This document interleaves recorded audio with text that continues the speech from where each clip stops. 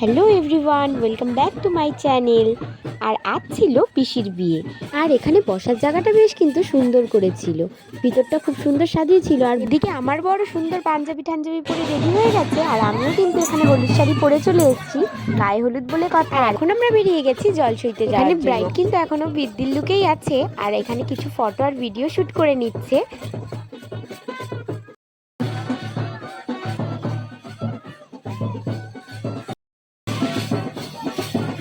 আর এই রোদের মধ্যে আমার যে কি গরম লাগছিল, অস্থির লাগছিল। অনেকেই ছাতা নিয়ে গেছিল, আমিও নিয়ে গেলে হয়তো ভালো হতো।